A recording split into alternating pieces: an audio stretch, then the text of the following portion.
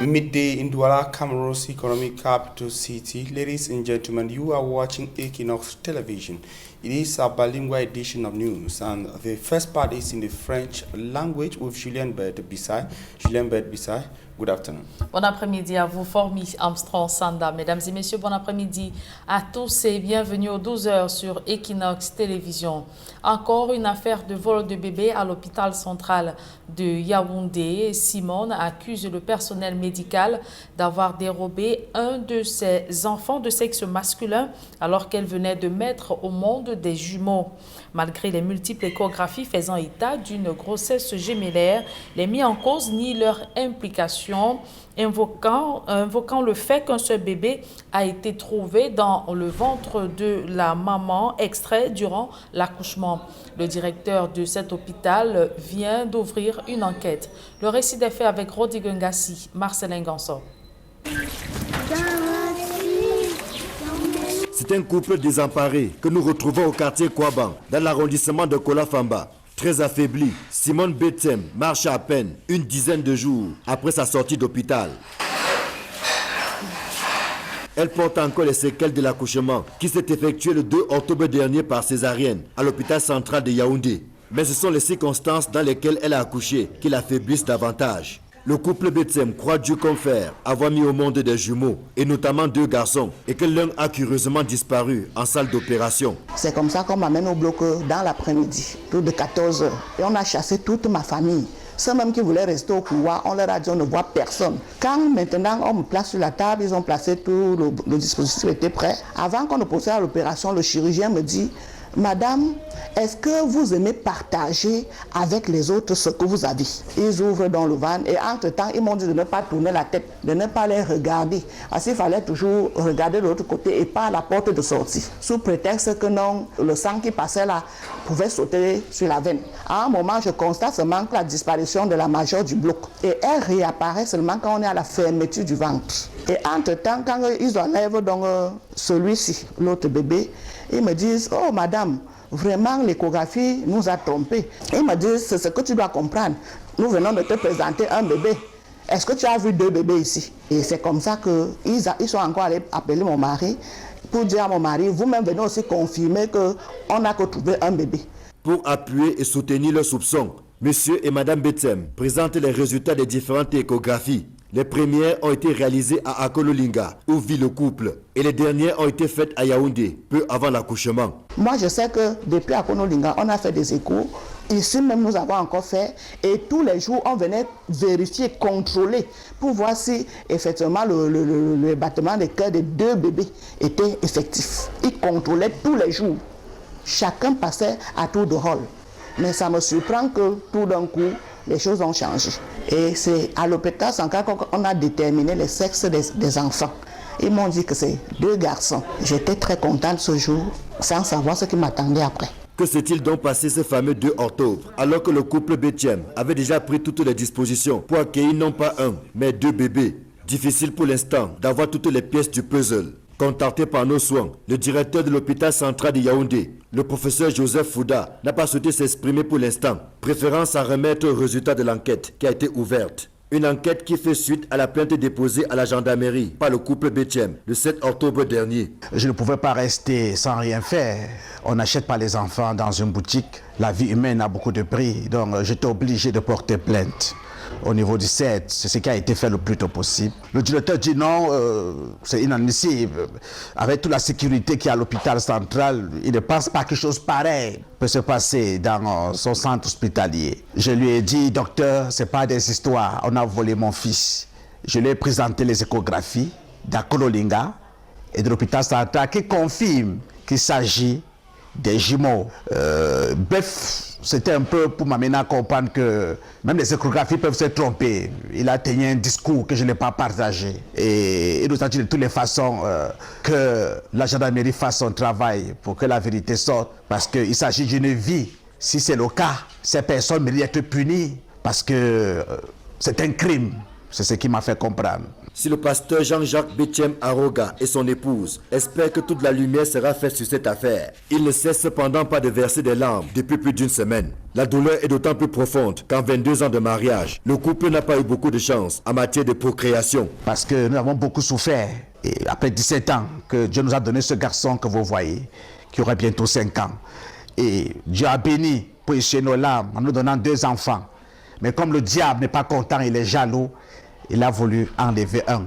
J'ai foi que par la grâce de Dieu, ce dernier sera retrouvé. Si vous êtes humain et que vous connaissez ce qu'on appelle la douleur d'une mère, s'il vous plaît, rendez-moi mon enfant. Je veux rentrer avec mes 2 enfants. J'ai fait 66 fausses couches. Ce n'est pas pour continuer à pleurer aujourd'hui. Rendez-moi mon enfant. En attendant, la famille se contente de bébé Pierre Ostrand Aroga et de l'aîné Jean-Jacques Caleb Bethem qui va bientôt souffler sur sa 5e bougie. C'est l'unique enfant que le couple a pu avoir jusqu'ici. Désormais, la famille Bethem, dont le chef est pasteur à l'église messianique évangélique du Cameroun, ne vit que de prières. Et à Bafoussam, dans la région de l'Ouest Cameroun, une adolescente meurt dans des circonstances troubles. Les blessures, traces de sang et autres liquides découverts sur cet élève de 13 ans laissent prospérer la thèse d'un viol et sévices corporels. Le présumé suspect serait le père de la défunte, accusé d'avoir brutalisé et abusé de sa propre fille. Il s'est défendu en présentant son enfant comme une petite délinquante qui avait déjà perdu les repères. Le récit des faits avec Leclerc Takem. Tungan, au lieu du TPO à Bafoussam ce matin. L'émotion est à son comble. Dans ce domicile pris d'assaut par les populations, le cœur s'en vide la petite Aïcha. L'adolescente de 13 ans, élève en classe de 5e dans un lycée de la ville, ne verra plus jamais ses camarades. Les circonstances de sa mort laissent perplexe l'entourage. La jeune fille aurait été violée avant d'être tuée par son propre géniteur. Ce matin, le monsieur, il a donc tapé sur l'enfant toute la nuit. Il violait l'enfant. C'est donc ce qu'on a constaté. Et après il a tabassé, mais bon, l'enfant, on a compris les bruits. La femme l'a crié, nous sommes sortis. Nous avons compris un cri en route, on pensait que c'était l'agression. Nous sommes sortis, moi et ma petite voisine, arrivés en route, nous avons compris que le cri était proche de nous. Nous sommes allés chez le voisin, toquer à sa porte quand il criait. Tungan 2 m'a conditionné, Tungan 2 a donné la poudre jaune à mon enfant.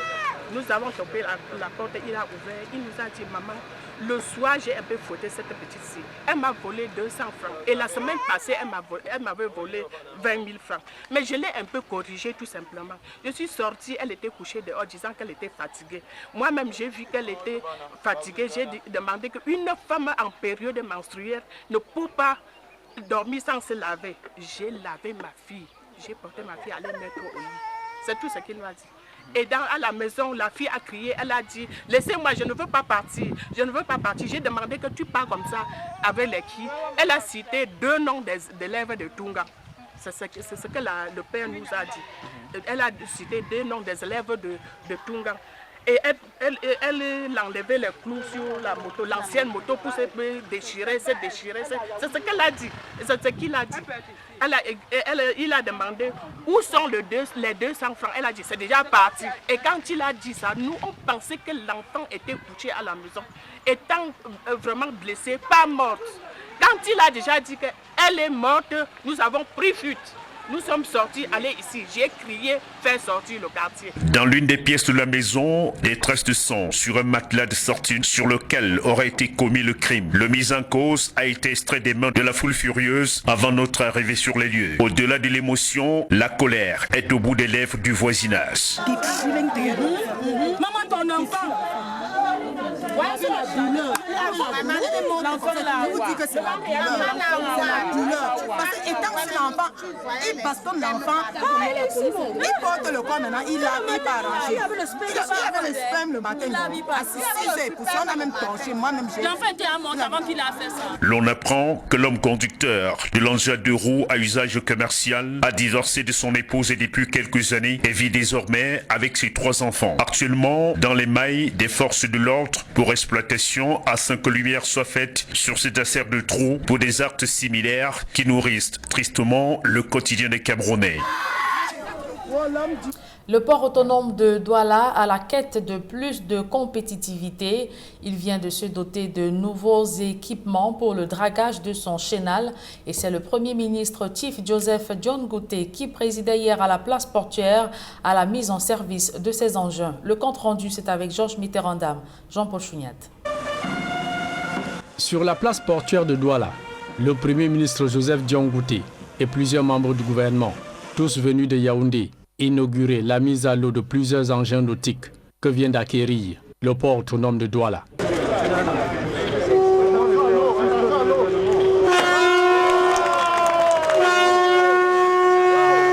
Dans son allocution de circonstance, le directeur général Cyrus Ngor parle d'un investissement conséquent pour autonomiser le dragage du chenal, principale voie d'accès des navires cargo au port autonome de Douala. Jusqu'à présent, le dragage était effectué par des entreprises étrangères. Désormais, nous allons le faire par nous-mêmes. Et l'ambition que nous avons, c'est de partir d'une dépense annuelle de dragage de plus de 10 milliards par an à moins de 5 milliards. Visitant quelques-uns de ces mastodontes à curer ce chenal, de la bouée de base jusqu'au quai, le Premier ministre y voit un argument de compétitivité assuré pour le port autonome de Douala. Le port autonome de Douala est en train de se transformer en un véritable pôle pour la sous-région de l'Afrique, non seulement centrale, mais de l'Afrique de l'Ouest. Nous sommes très édifiés par ce que nous venons de voir. Au cours de cette cérémonie, plusieurs employés et hauts cadres du port autonome sont décorés pour leur engagement à faire rayonner cette institution. Avant cette inauguration, le chef du gouvernement a fait le tour des différents compartiments du port autonome de Douala, notamment le parc à bois, le terminal à conteneurs ou encore la zone sous-douane. À présent, un public reportage avant de mettre un terme à la première partie de ce journal. La crypto-monnaie est en plein essor dans le monde. Le volume d'échanges a connu une croissance significative. Le Cameroun est une terre d'opportunités grâce à la plateforme Liep Limal implémentée par Global Investment Trading sur le plan local. La simplicité des modalités d'investissement dans les monnaies numériques et le statut des membres de la galaxie Liep Limal ont permis de célébrer les performances de l'une des leurs. Reportage. Une Prado VXR 2020, toute neuve et toute flambante, arrosée au ruinard. Madame Claudine Monga reçoit sa grosse cylindrée à l'issue d'une cérémonie à l'hôtel La Falaise de Douala-Bonapriso.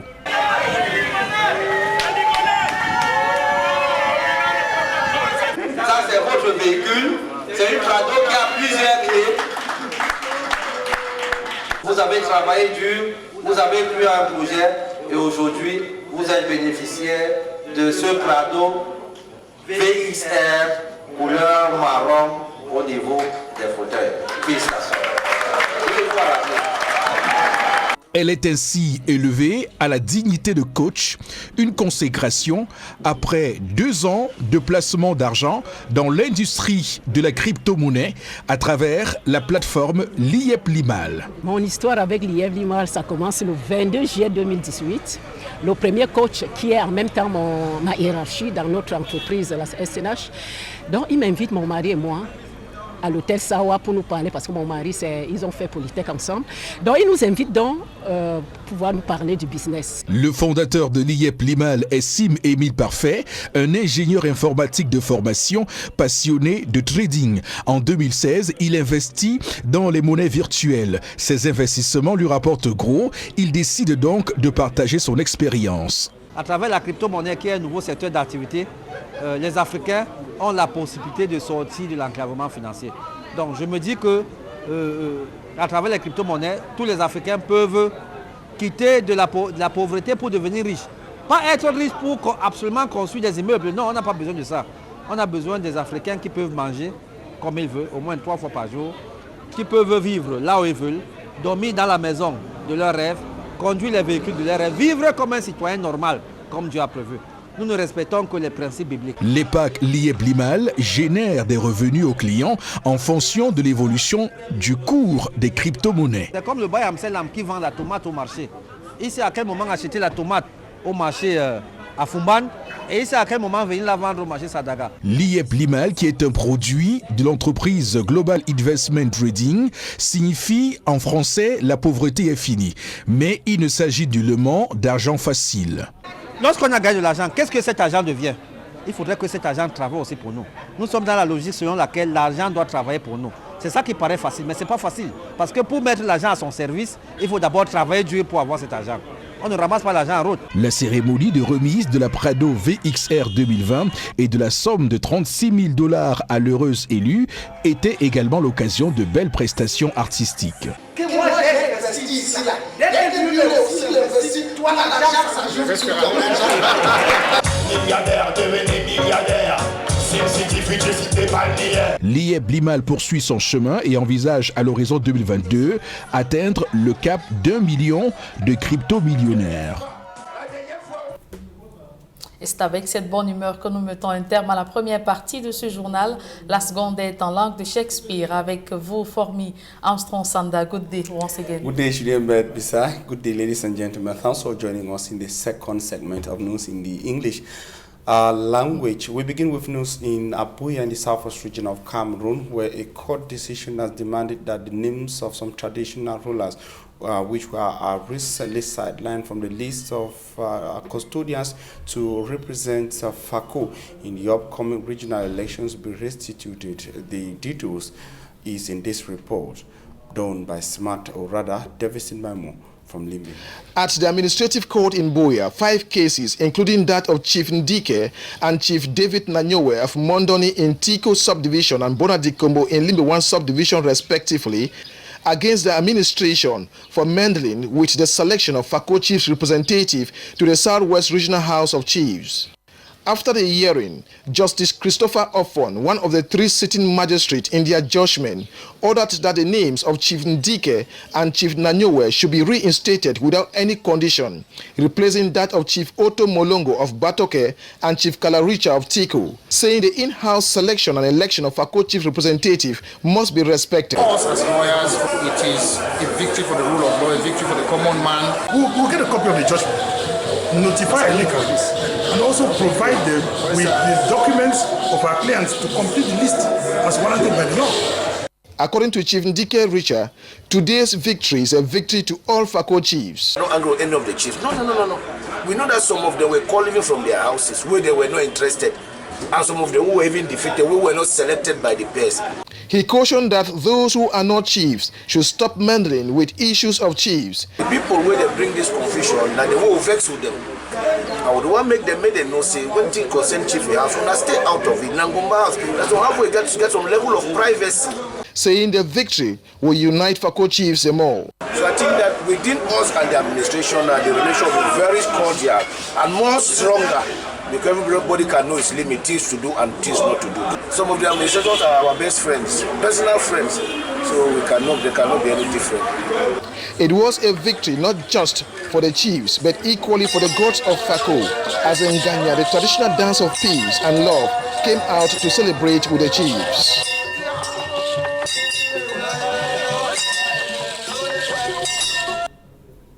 Administrative and military officials in the southwest region of Cameroon say they have killed Amazonia General Ayeke of Libialem in that region. A body alleged to be that of Ayeke was presented to the public at the Besek Junction in Kumba Limeme division of Cameroon, the southwest region of Cameroon, yesterday. It should be recorded it is not the first time he's announced killed, but this is so far the first time a body is presented to the public as the body of the separatist fighter. More in the following report. To administrative and security officials in the Meme division, southwest region of Cameroon, the body of a man presented to the public at the Besek Junction in Kumba is that of Ambazonian General Ayeke, referred to on social media as the king of the forest. Dans la localité de Bessali, où il s'était réfugié avec un certain nombre de... According to Lieutenant Colonel Maidouang Desiree, commander of the 6th Military Battalion of the Southwest Region, Ayeke, alias King of the Forest of Lebialem, was killed in an operation at Bessali, Wabane Subdivision, Lebialem Division of the Southwest Region. The army commander also says the operation to track Ayeke began some days ago. He continued that the killing of Ayeke also facilitated the release of some 10 persons held captive by the separatist fighter. Quelques otages qui avaient été... Ntundong Chamberlain, senior divisional officer for the Meme Division, celebrates the killing and what he calls the professionalism of the army. Those who continue to fight in the state can never fight the state. The state will remain the state. That is a testimony that our army is a professional one. That our army is there to protect and to secure the population. I will continue to highlight it here that the head of state gave the way out to all those fighters for them to surrender and to resume their normal activities. For all those who will continue to be stubborn, let the army do its work, and today all of us we are enjoying because this criminal has completely refused to follow the head of state and today he is normal. Once more, congratulations to the force for law and order, and also the population be reassured that the forces of law and order will continue to secure them. It is, however, not certain how many other fighters were killed alongside Ayeke or captured. 2 weeks into the start of the 2020-2021 school year, resumption is still timid in some parts of the conflict-hit northwest region of the Republic of Cameroon. Our correspondent in Bamenda, Mbustela, made an observation during her trip in Kumbu in the Bui division of the region. Mbustela also traveled to the Donga Mantu division. Her report. Round and farming, forgetting even that which had been learned before 2016. This has been childhood for children in the conflict-hit areas of Bui and Dongamantun divisions of the Northwest region. Begin then she don't the strong head. Then when you talk something for picking, one for a year, it was a doing on. Most of our children have died. Others become pregnant premature. 4 years into the crisis, communities have been rendered unstable. There were a lot of attacks of individual, attacks of school property, of government property, and killing of people. In fact, so the activity was so intense. Kumbu has been a very, very, very growing town. Since the last 4 years, the crisis has dealt a severe blow on the economy, the social life, the educational system of the town. Families are now feeling the pinch.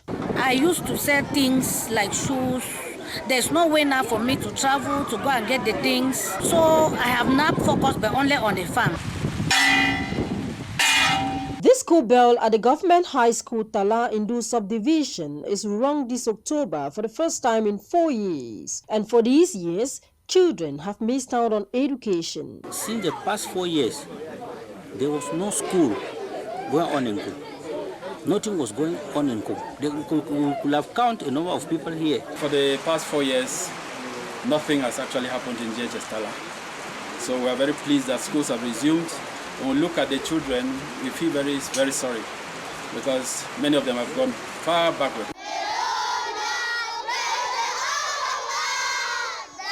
We will agree with us that education is the best medium through which good morals peace and national values can be cultivated.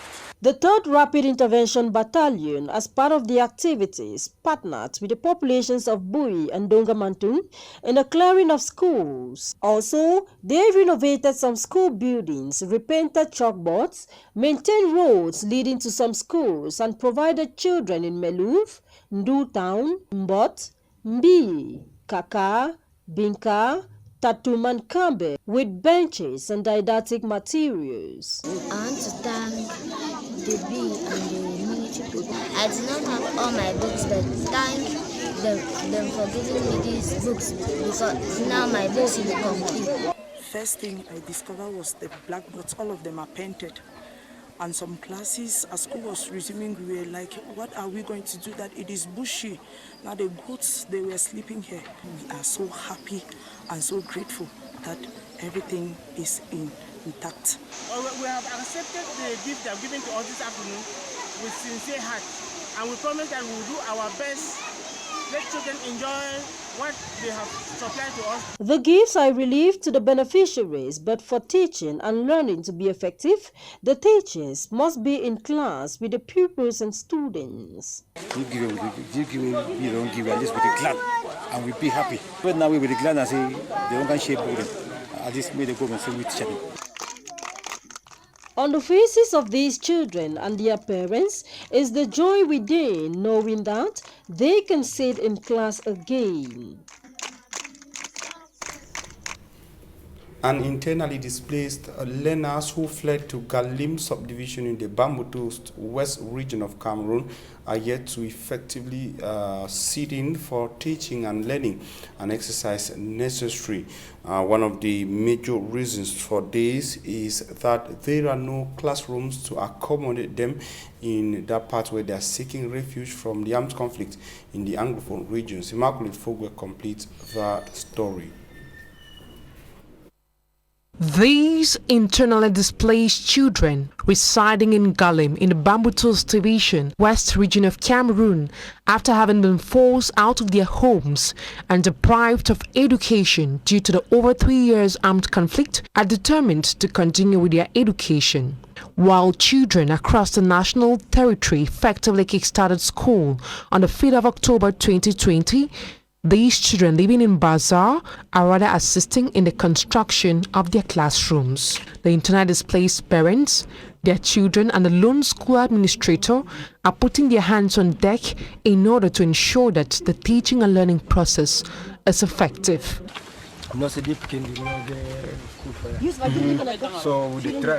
The children have not been schooling for several years. So when we arrived here, we told the mayor about our difficulties, and he promised building classrooms for us here in Bazaar. We are still waiting for him to react.